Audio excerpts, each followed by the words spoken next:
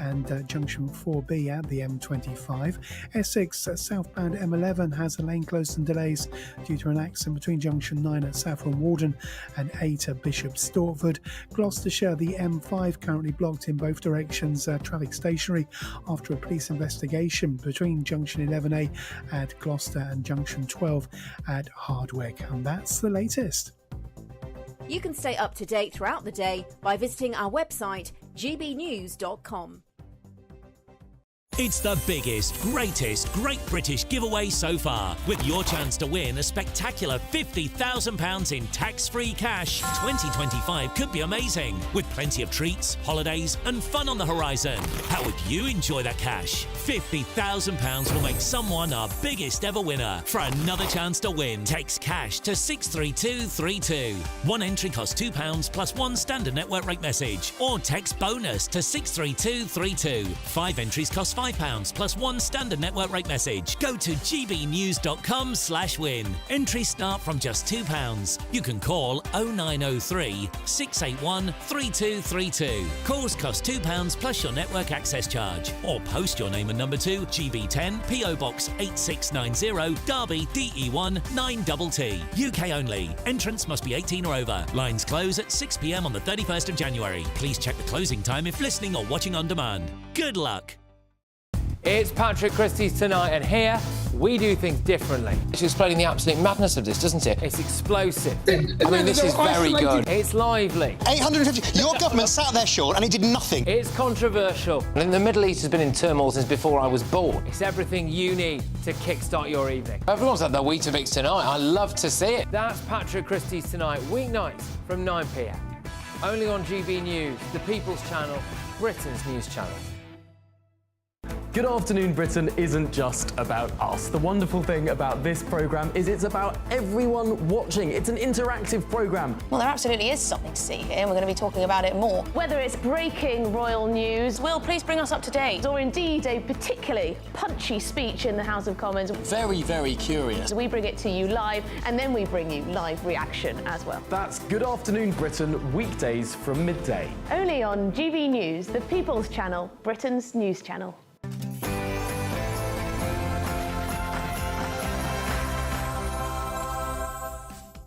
Good evening. Tonight we discuss, after Keir Starmer's visit to Estonia, where does he really stand on defence? Is NATO the priority, or should we get closer to the European Defence Union? We'll talk about Westminster Council, and there's a big housing row over who are these houses actually going to.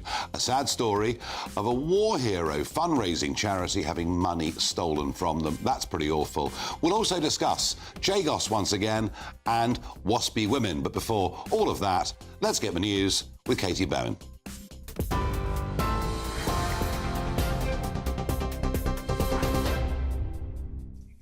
Nigel, thank you, and a very good evening to you. Your top stories from the GB newsroom at 7 o'clock. A Downing Street spokesperson said a short time ago that the Prime Minister, Sir Keir Starmer, had a call with US President-elect Donald Trump this afternoon. The spokesperson said that both men agreed on their joint ambition to strengthen the close and historic relationship between the UK and the US. Sir Keir Starmer and Mr Trump reiterated the need for allies to stand together with Ukraine in the face of Russian aggression. The Prime Minister also underscored the importance of securing peace in the Middle East. The Downing Street spokesperson shared that the two men looked forward to seeing one another at the earliest opportunity.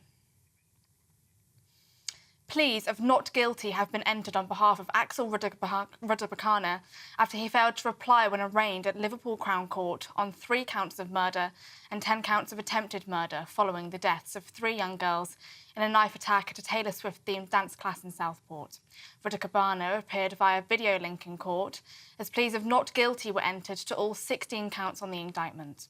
It comes as a police report published today found that officers were unprepared for the scale of the summer riots which followed the Southport attacks. The report also found that there were gaps in intelligence linked to social media and the dark web in the lead-up to the riots.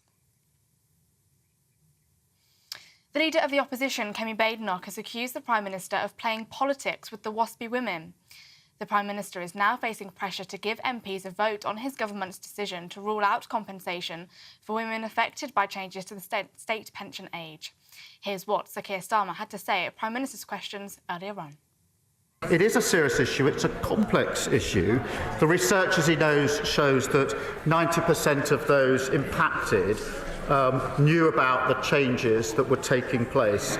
And I'm afraid to say the taxpayer simply can't afford the tens of billions of pounds in compensation when the evidence does show that 90% of those impacted did know about it. That's because of the state of our economy. UK inflation has risen to its highest level since March, according to official figures. The Office for National Statistics said inflation rose to 2.6% in November, up from 2.3% the previous month. That is the highest rate since March and the second rise in 2 months. The figures come ahead of the Bank of England's latest decision on interest rates tomorrow. The ONS's chief economist said the drive was driven by an increase in petrol prices.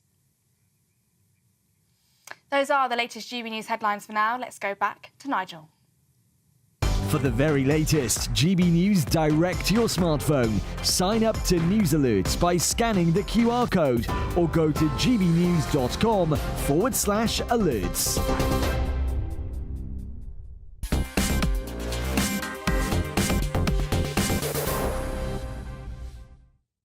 Good evening. It's the subject that won't go away. It is the giving away of the sovereignty of the Chagos Islands to Mauritius.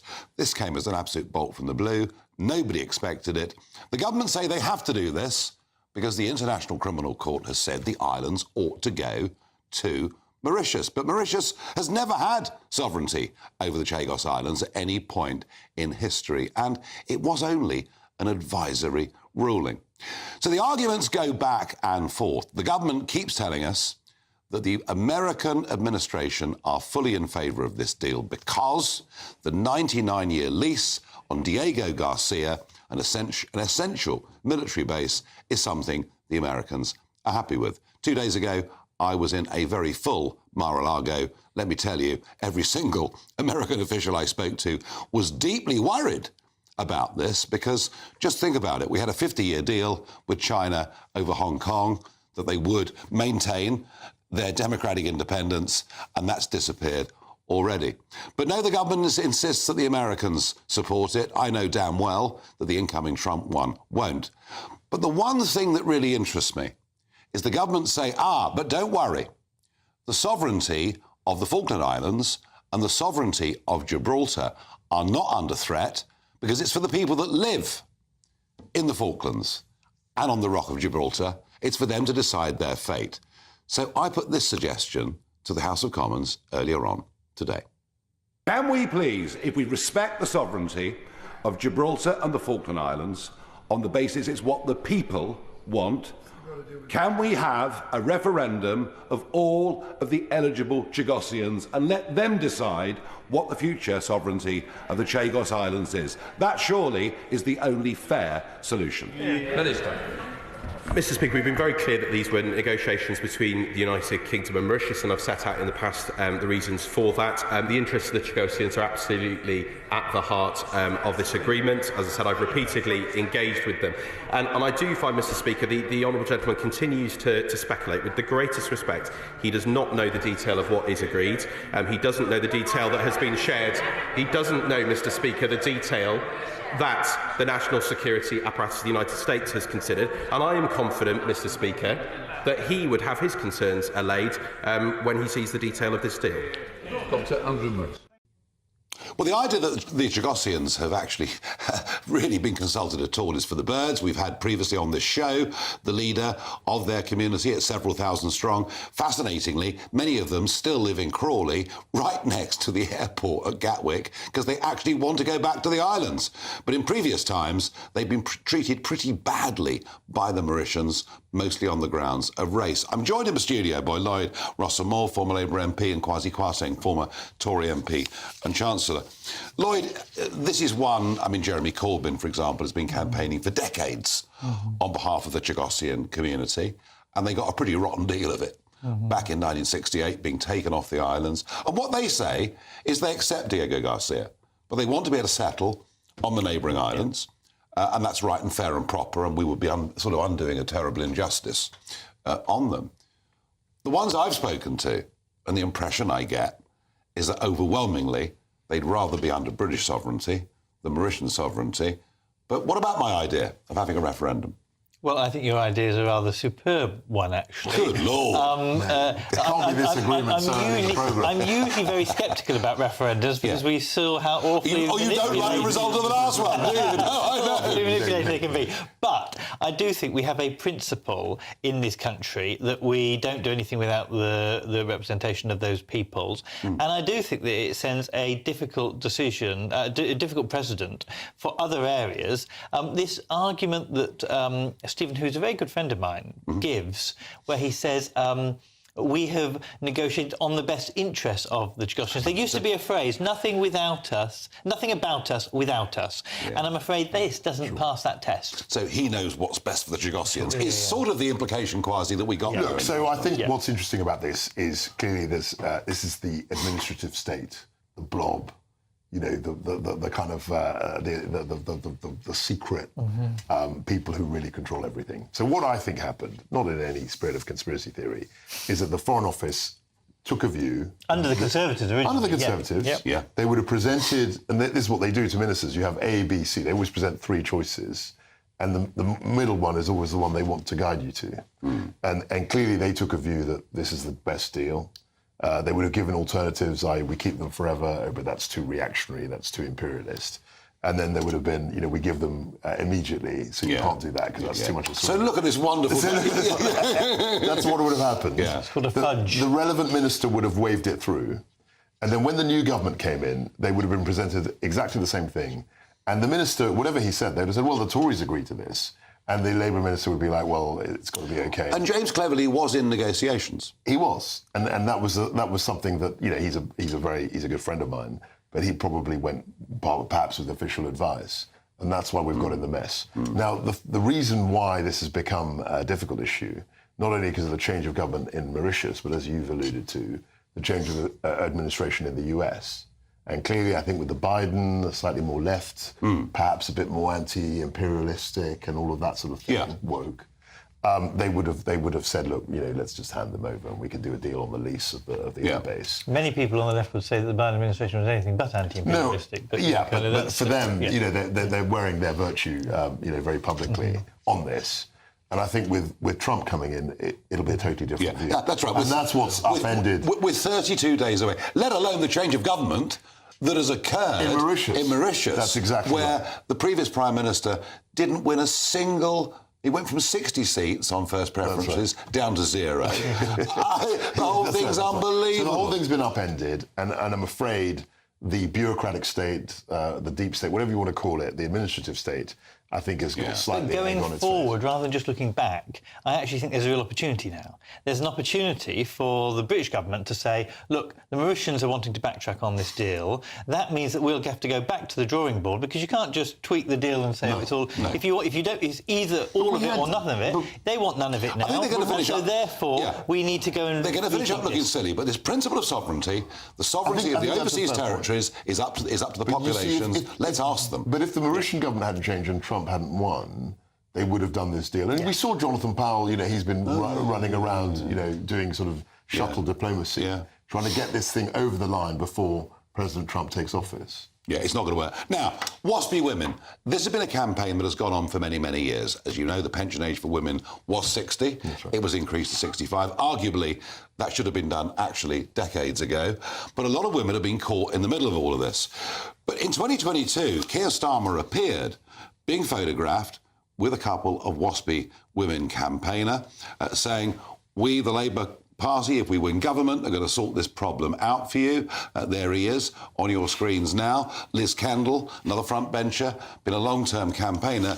But now they come into office, it's all very different. And he was asked several questions today about the Waspi women by the Leader of the Opposition, Kemi Badenoch, and with even more vigour by certain Labour backbenchers. This is what he had to say. It is a serious issue. It's a complex issue. The research, as he knows, shows that 90% of those impacted knew about the changes that were taking place. And I'm afraid to say the taxpayer simply can't afford the tens of billions of pounds in compensation when the evidence does show that 90% of those impacted did know about it. That's because of the state of our economy. What the Prime Minister said there, Lloyd, might be quite logical in terms of public finances and where we are and that warnings were given. But it still doesn't look good, does it? When you campaign for office on a whole series of promises, and then it seems they're breaking one after another in very quick succession.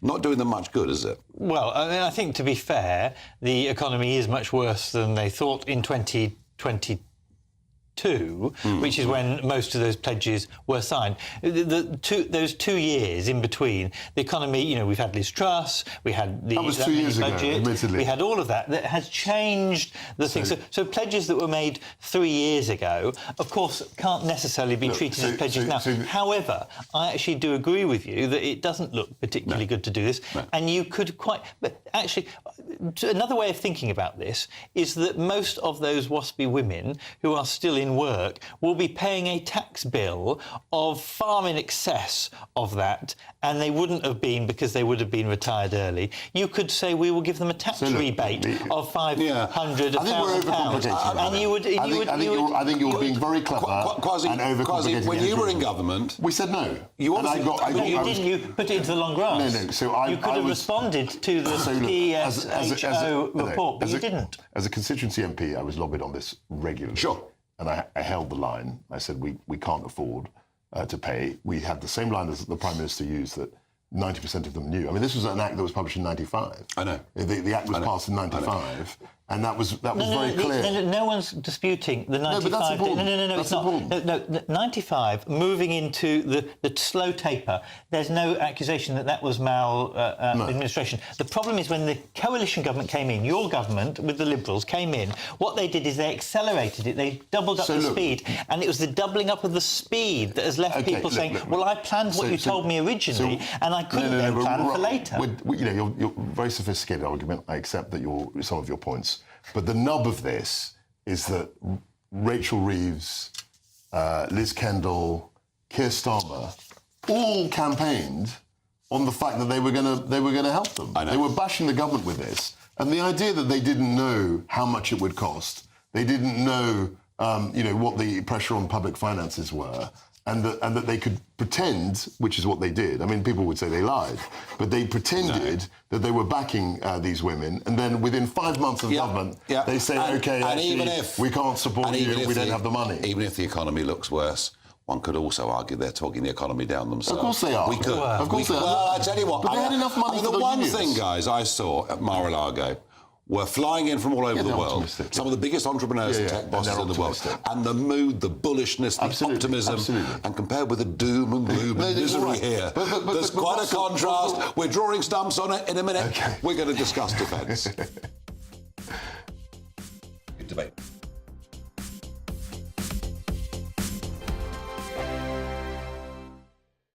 This is GB News, Britain's news channel. As Strictly Come Dancing approaches its iconic Blackpool episode, marking halfway through the competition, visually impaired dancers across the country have spoken out about how groundbreaking the casting of Chris McCausland is, who suffers from, if I hope I'm saying this correctly, retinitis pigmentosa, and they have found him particularly inspiring. We've been talking, Sean, about how the casting of Strictly has been inspiring to so many people, but I imagine there'll be lots of people who are watching this at home finding your story of resilience really inspiring, because you've obviously really been through it.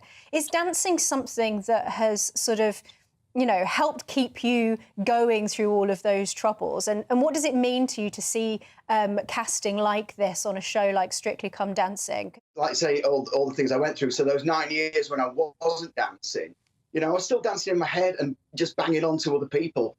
Very much, not just people with sight loss. I've been a big advocate for people with social isolation. So many people on their own now, social anxiety, especially since COVID. And I just want people to get out. The stuff that I'm doing and all the stuff Chris is obviously doing, it will inspire others. Again, like I say, just not people just with sight loss. I had so many people come up to me in the early days, guys, and now that say, you know what, Shawnee, I've seen you do it, so I'm just going to do it. But you just got to get over yourself, because if you bother to do the maths, because all it is maths and walking. Yeah. That's all it is. Maths and walking actually sounds quite difficult. Sean, thank you. Oh, come on, mate. Can you shout? Can you walk? Crack on. Sean, you're an inspiration. Thank you, mate, for joining us this morning. Really appreciate it. You're a star, and so glad. Just before I go, I'm just going to say this is Kev. Here's Kev. GB News, the People's Channel. This is Britain's Newsroom, where your voice matters. It's just astonishing. With expert analysis and honest opinion, we don't just keep you informed. We bring you unique perspectives you won't see anywhere else. Can't argue with any of that. When the news happens, it happens here. On Britain's Newsroom, weekdays from 9:30 a.m. Only on GB News. Nightmare commute? Kick it up a gear with GB News Radio. You can listen online and on DAB+ and on the GB News app. We're also on TuneIn and the Radio Player apps. From the school run to rush hour, get revved up with GB News Radio. We are the People's Channel, Britain's news channel. If you want your news to be straight talking, this is a nightmare for the Conservatives again. Down to earth. It's not just Nottingham where this is happening, is it? And most importantly, honest. Hard-working, middle-class taxpayers, they'll get their book thrown at them. Then catch me, Martin Daubney, Monday to Friday, 3 till 6 p.m. on GB News, Britain's news channel.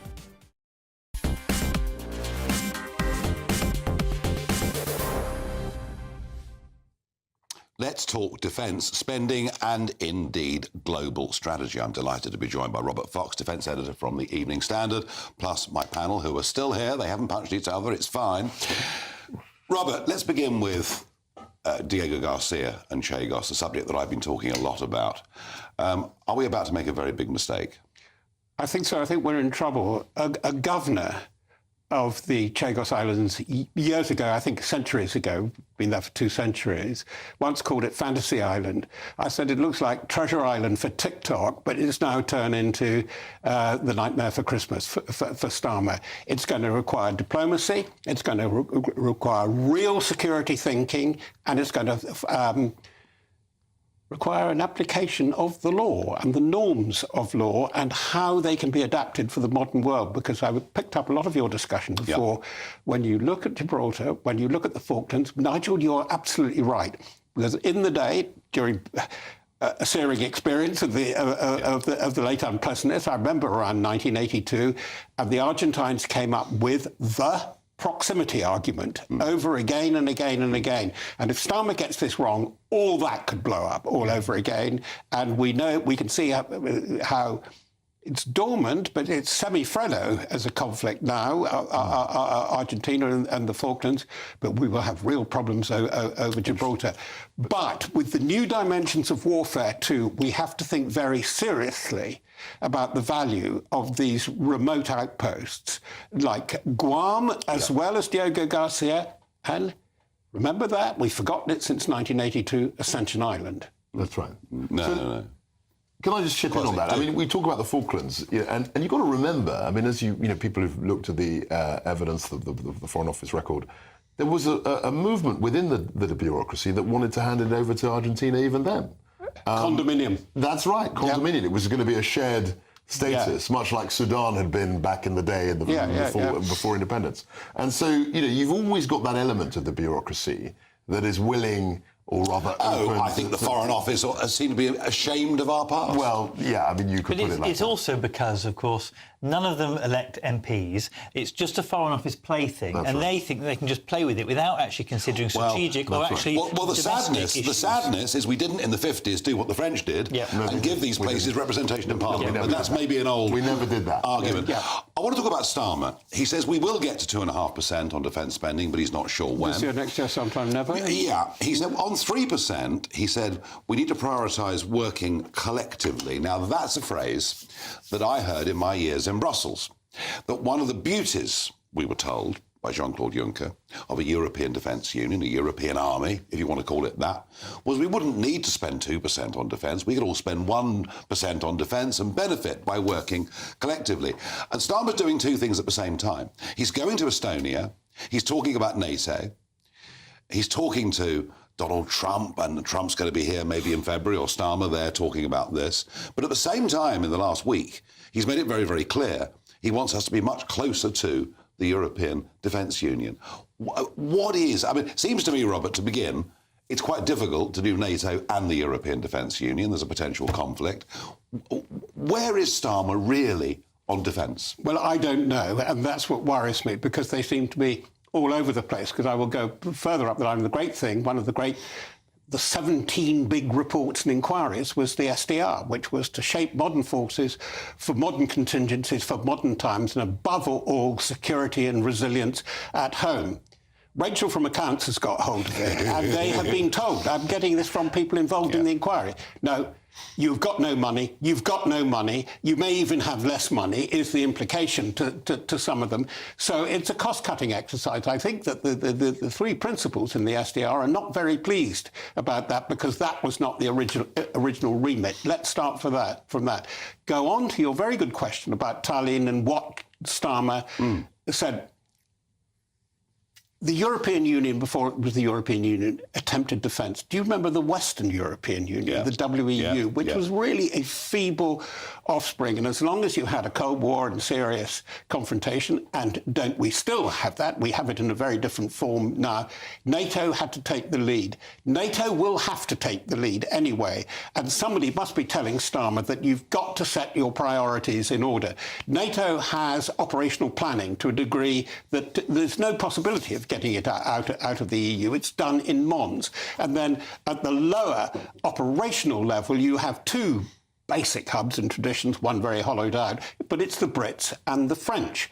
If you're going to have to project force, the utility of force, as our best general of the last 40 years, Rupert Smith would say in his famous book, you have got to have credible projection of power. When we're sending tanks up to the tank ranges at Castle Martin with no ammunition for their main guns, or no allowance for ammunition for their main guns, as Rupert Smith said to me the other day, we haven't got a proper army.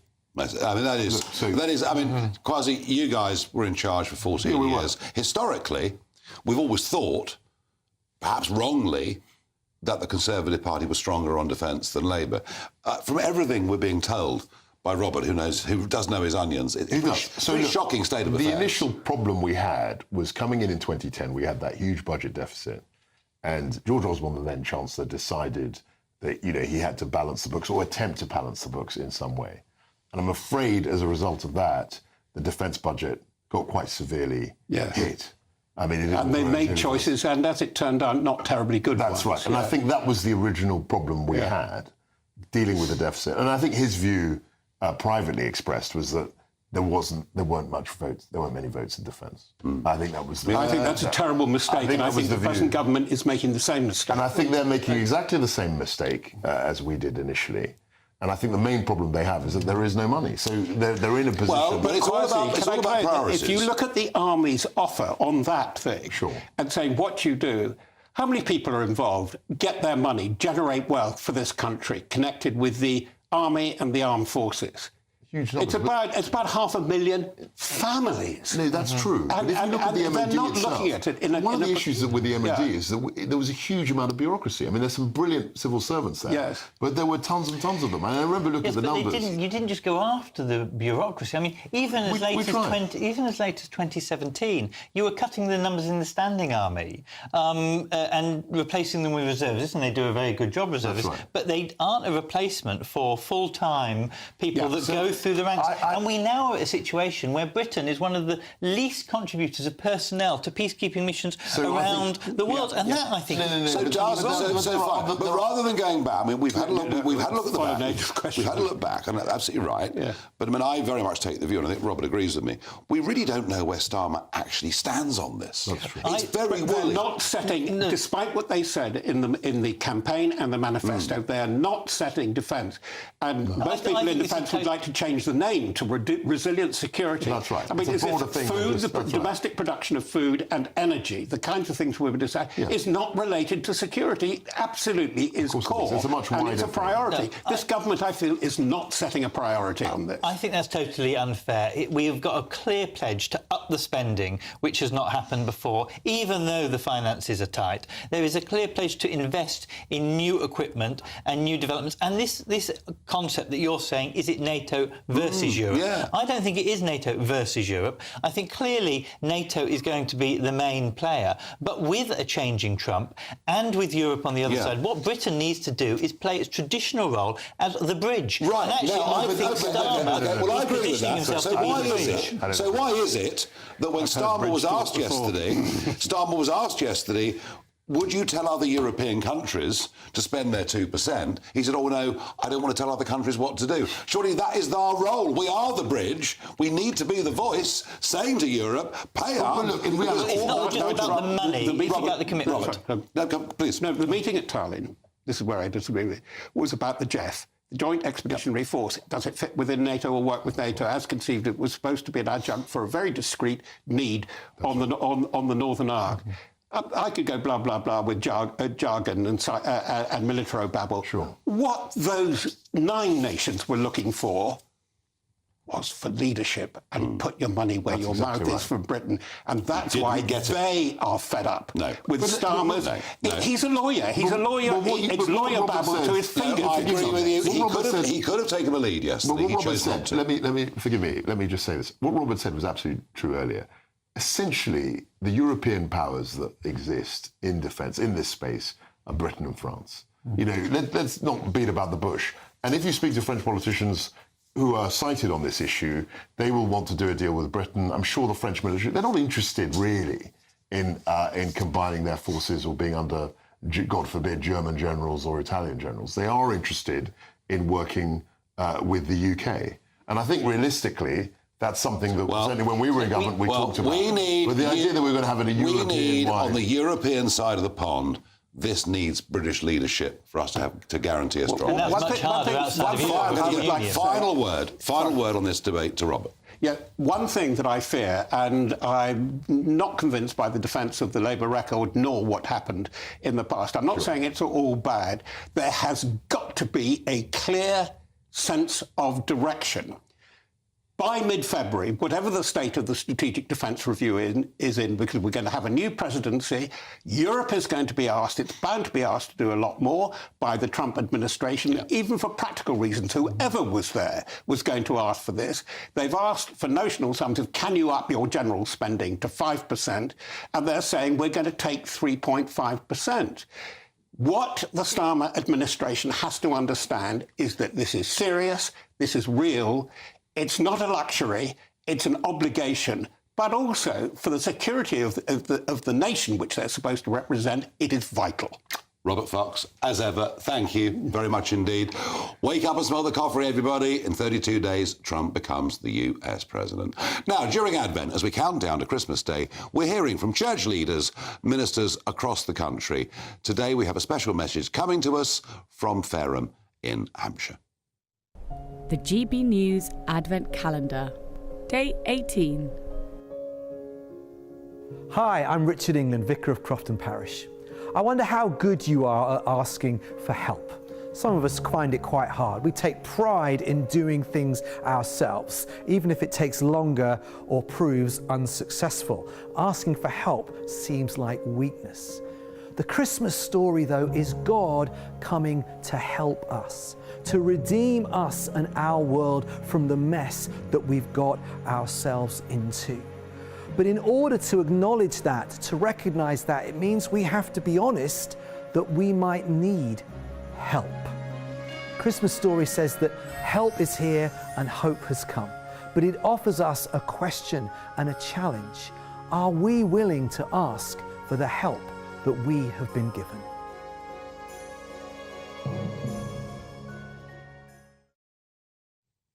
Well, they're very, very nice and timely messages. In a moment, we are going to discuss social housing, in particular, what Westminster Council is choosing to do. Who is social housing actually for? Is it for British-born people or not?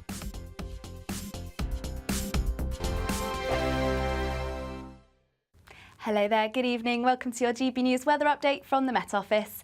As we head into tomorrow, we'll see cloud clearing the southeast, leaving a day of sunny spells and showers. It is going to be feeling much colder than it has done of late, though. To start off, though, to end on Wednesday, we'll see cloud and outbreaks of rain just move their way across the far south of the country. Colder to the far north, though, as we head into the evening. Still plenty of blustery showers reaching northwestern areas, a few feeding in inland at times where they'll likely fall as snow over high ground. But elsewhere, we'll see cloud outbreaks of rain slowly push their way towards the southeast and generally turning dry, but still with those showers just moving into parts of Wales and the southwest. And a very cold start to the day, particularly in those brisk northerly winds.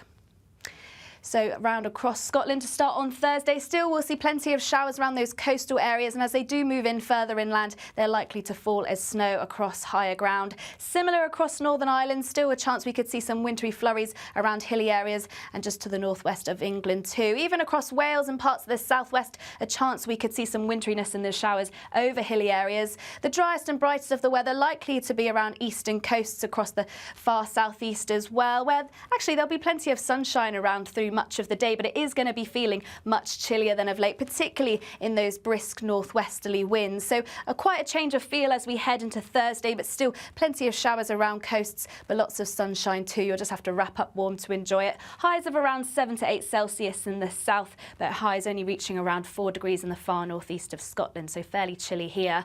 As we head into Friday, once again, we'll see outbreaks of rain slowly push their way towards the southeast of the country, moving in from the northwest. Plenty of blustery showers behind this, but to the far north and far south of this rain, once again, there should be plenty of dry weather around. Turning slightly milder as we head into Saturday, but another chilly spell for Sunday and remaining fairly unsettled for the weekend. Bye for now. Join me, Camilla Tominey, for a frank and honest discussion with those in power that cuts through the spin and gets to the heart of the issues shaping our nation. You haven't confirmed that you want to stand as leader, but you haven't ruled it out either. This report basically says that he's not fit to stand trial. Is he indecisive? Incompetent? I deliver the dose of reality Westminster needs. That's the Camilla Tominey Show at 9:30 every Sunday on GB News. The People's Channel, Britain's news channel. Join me, Nana Akwe, for an informative, interactive news programme with a difference. It's fun. No, he didn't say that, Dave. I'm so surprised. I think there's an element of truth to that. Join me from 3 p.m. every weekend, only on GB News, Britain's news channel. I'm Stephen Dixon, and thanks for joining us on GB News, Britain's news channel.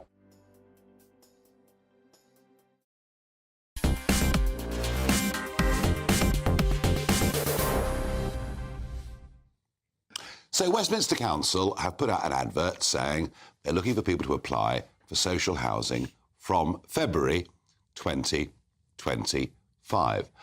An advert with some promotional videos. Let's have a look at some of them, shall we? بالقوائم سوف نقوم بإرسال معلومات إضافية إليكم مباشرة. شكرا. Amrar Zanatam Sayar, the Westminster Council, Amrar Housing Register System. Well, I'm sorry, but and there's a whole load more of that, all right? Now, there have been complaints about this, and they have now taken down those videos. But let's have a look at the scores on the doors, and let's see whether we think this is fair. Now, Westminster is a very expensive part of the country to rent. The average rental per month for a two-bed flat is £3,200 a month. Yet, if you rent off Westminster Council, they'll charge you £677 a month. And looking nationally at the figures, and this is really interesting, 16%, 1/6, of UK-born people are currently living in social housing, compared with 17% of foreign-born people, but that goes up to 30% amongst the low-skilled migrants that have come here from sub-Saharan Africa. I mean, this is astonishing.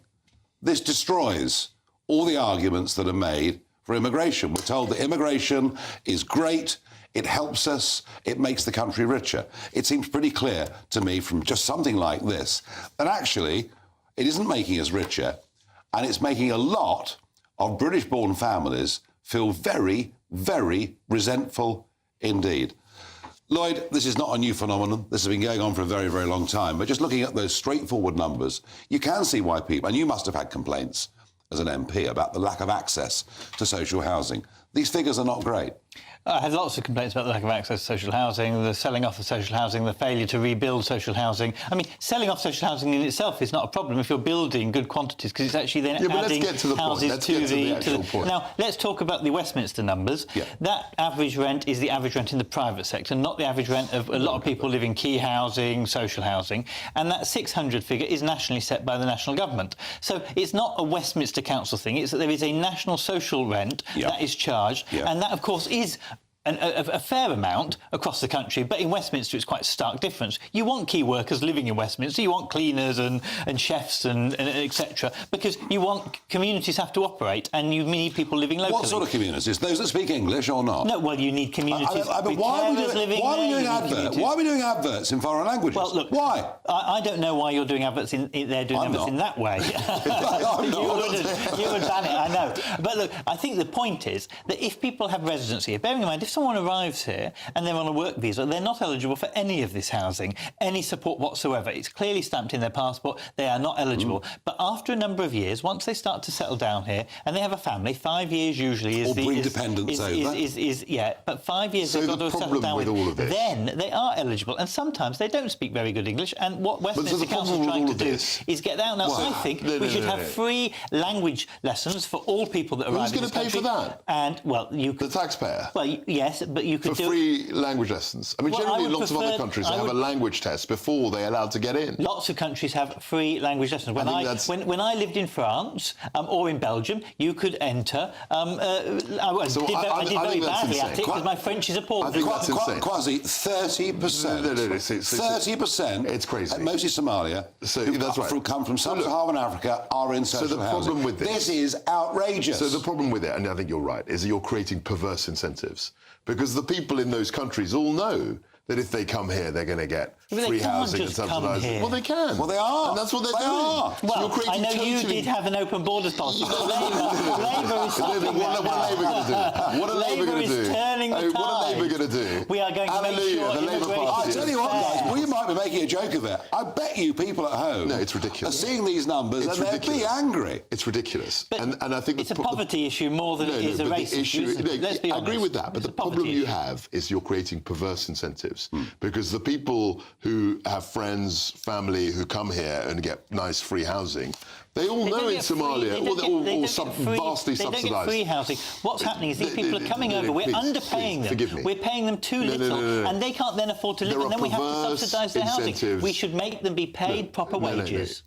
Before you get down the left wing, the socialist, argument, paying proper wages. There are clearly perverse incentives in this. It is clearly wrong that people coming from thousands of miles away are getting preferential and more access to social housing than people who are born here.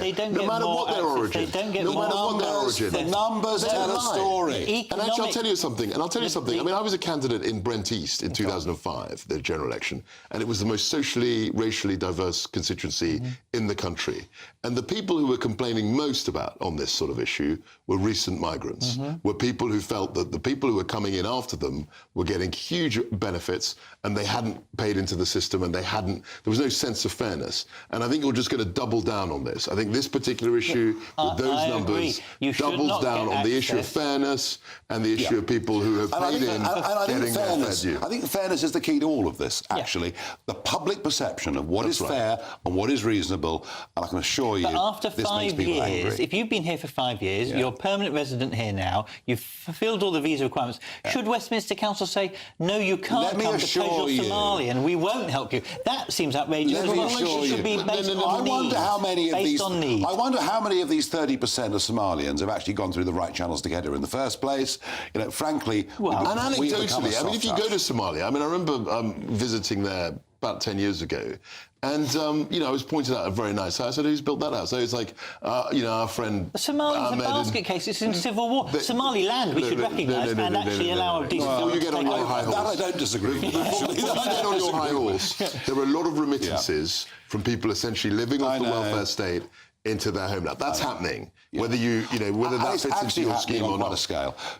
Gentlemen, Our next segment is going to be about the London taxi charity and a recent theft. And so I'm going to say goodbye to my panel. I'm going to wish them both a happy Christmas. Plans, Kwasi?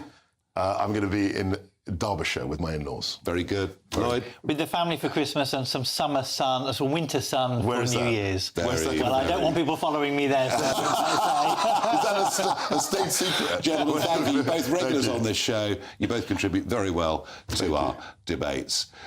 A Westminster City Council spokesman has said, "We took the video down because it did not convey the message we wanted it to. I bet it didn't." Added, "The council complies with the national criteria for allocating council homes to our local residents, prioritising those with greatest need.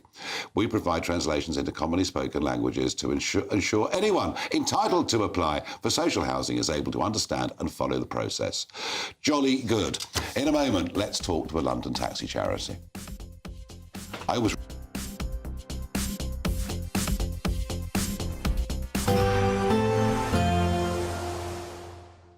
Can't wait to get in that sea. Lovely and warm. Just like the feeling of having great travel insurance. All Clear Travel Insurance sponsors GB News Travel Destinations Forecast. There will actually be some hazardous weather across parts of southern Europe through the next few days, with a strong Mistral wind developing over southern France and into Corsica, leading gusts here of around 70 miles per hour and some hefty showers with that as well. Further east, and we have some heavy thunderstorms pushing across parts of Greece and into Turkey, and here we could see rainfall totals building up to around 200 millimetres. Elsewhere, there will be some fine weather around, with temperatures near or a little bit below average. All Clear Travel Insurance sponsors GB News Travel Destinations Forecast. This is GB News, Britain's news channel.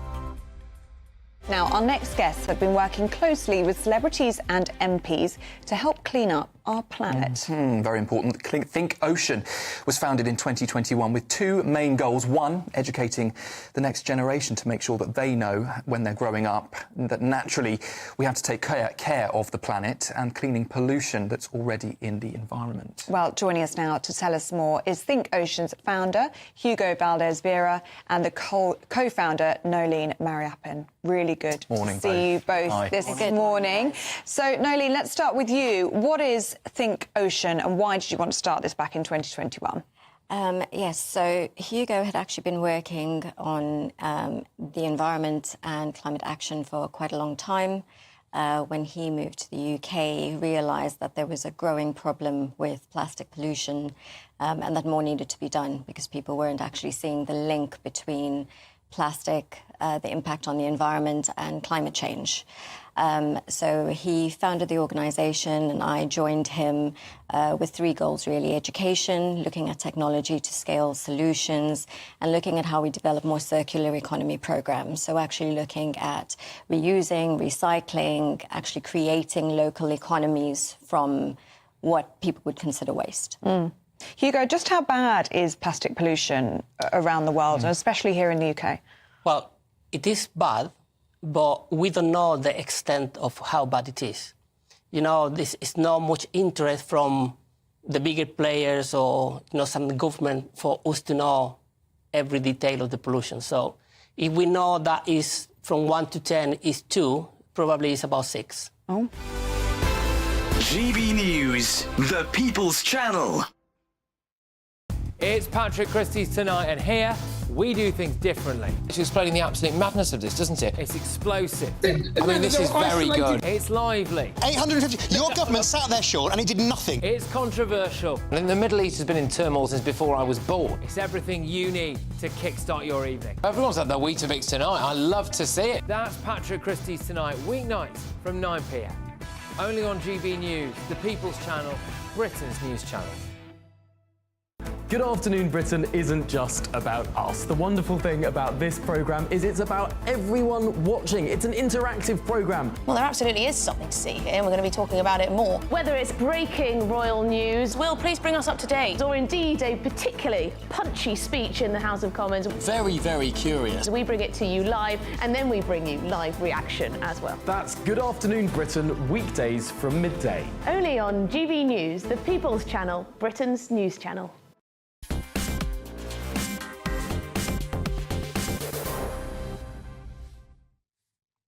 So Rich Isles is a plumber from just outside Bristol, and he wanted to raise money for the London Taxi charity. So have a look at his house and what he did. It really is quite extraordinary.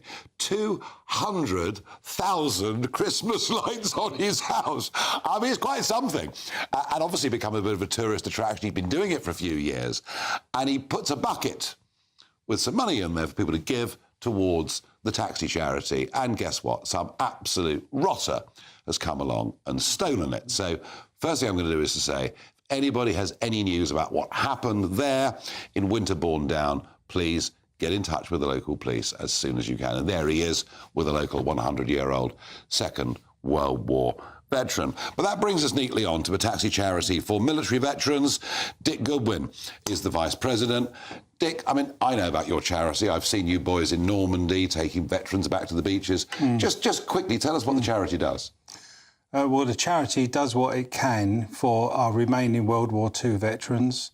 We're still actively recruiting. We've got a lot of plans for next year. Next year is the 80th anniversary of Dutch liberation, which will be absolutely massive out in the Netherlands. So come February, we let the Christmas get out of the way in January, and then come February we'll be recruiting nationwide for World War II veterans. How did this all start? Well, it started with 6 taxi drivers sitting in a pub in 1948 thinking the Bedford Arms in Fulham, which is still there. Yeah. And they thought, I know, let's have a day trip for some of our mates who have been wounded in the war. Right. So they got together, off they went, 6 taxis with a couple of veterans in each one. They went to Brighton the first year. And sadly, we don't have the records of what happened in Brighton, but they weren't invited back. And after that, they went to Worthing, and we've been going to Worthing ever since. Right, and I've seen, I mean, the couple of the D-Day anniversaries that I've been to, I've seen an awful lot of black cabs there. Yeah. Dozens of you. Yeah. Dozens of you. Absolutely, yeah. Well, the largest trip that we did was 2015 for Dutch liberation, and that was 96 taxis and 310 people altogether. I think 180 of them were veterans. Wow. Yeah. Well, I have to say, this rotten, and aren't some people really awful? I mean, just awful. But maybe this rotten incident, you know, maybe it has a silver lining. It gives you a chance, Dick, to talk to our audience about this. And so how much money do you need to raise every year to sort of do these big trips abroad? You're looking at easily 100,000. I mean, sadly, as we all know, the veterans are getting less and less, and they're not all departing, but some of them can't travel anymore. So you have to put extra provisions in for them. We always try to go to the best hotels, simply so that they've got room to move around in the room. You don't want them, you know, crammed into a smaller room or whatever. So we do use the best hotels where we can, where the prices allow. But we do need to raise an awful lot of money. The charity doesn't have any staff. It has the PR lady and the IT lady on retainers. The fundraiser is on a retainer. Yeah. And we have no paid staff. We have no premises. So our overheads are very, very low. Well, I think, Dick, what you do is very important.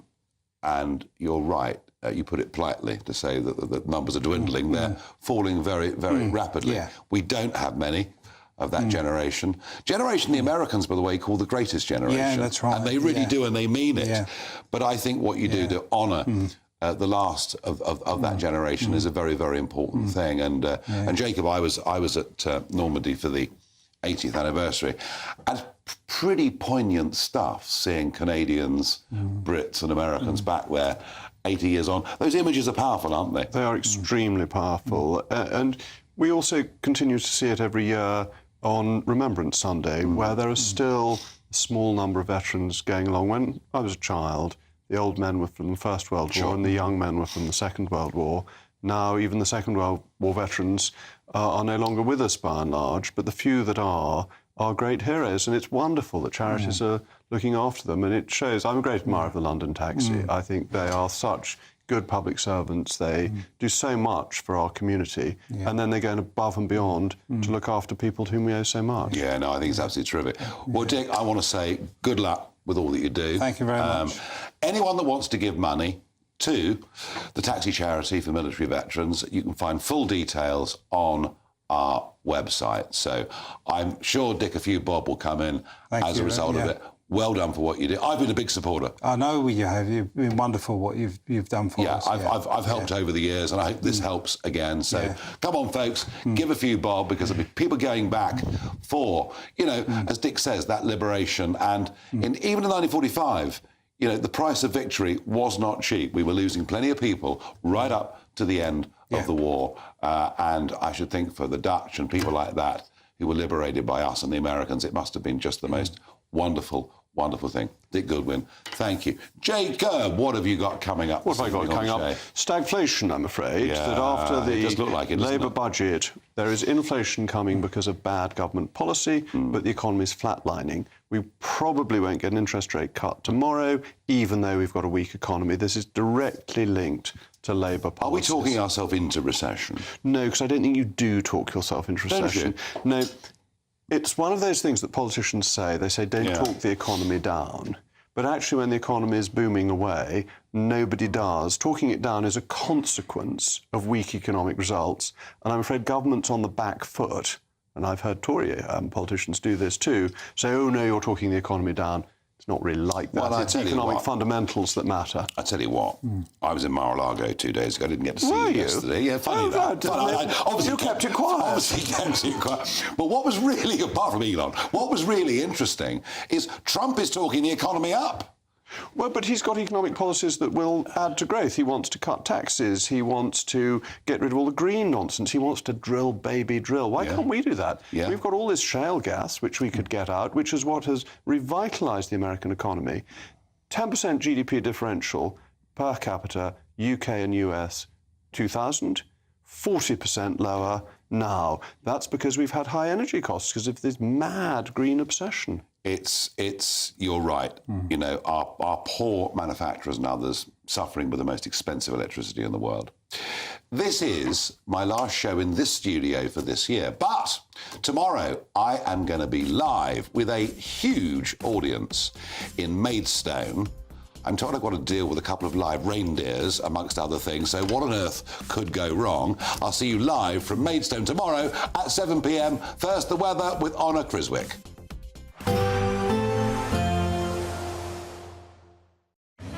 Even though we'll see a cloudy start, it'll be a bright outlook for the rest of the day. Boxed Solar, sponsors of weather on GB News. Hello there, good evening. Welcome to your GB News weather update from the Met Office.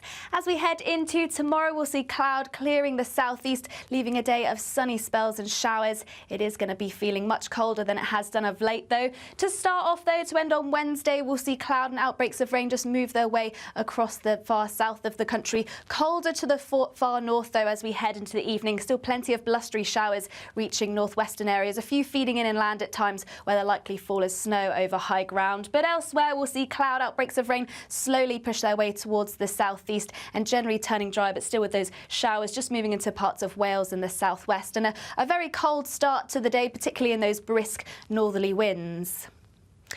So around across Scotland to start on Thursday, still we'll see plenty of showers around those coastal areas, and as they do move in further inland, they're likely to fall as snow across higher ground. Similar across Northern Ireland, still a chance we could see some wintry flurries around hilly areas and just to the northwest of England too. Even across Wales and parts of the southwest, a chance we could see some wintriness in the showers over hilly areas. The driest and brightest of the weather likely to be around eastern coasts across the far southeast as well, where actually there'll be plenty of sunshine around through much of the day, but it is going to be feeling much chillier than of late, particularly in those brisk northwesterly winds. So quite a change of feel as we head into Thursday, but still plenty of showers around coasts, but lots of sunshine too. You'll just have to wrap up warm to enjoy it. Highs of around 7 to 8 Celsius in the south, but highs only reaching around 4 degrees in the far northeast of Scotland, so fairly chilly here.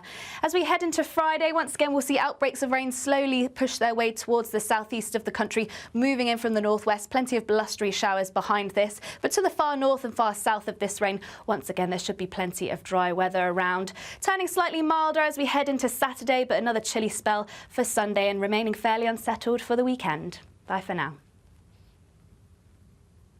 We'll see a cold snap, which will quickly develop into a warm front. Boxed Boiler Repairs, sponsors of weather on GB News. You could be joining the Great British Giveaway list of winners with your chance to grab a fantastic £50,000 in tax-free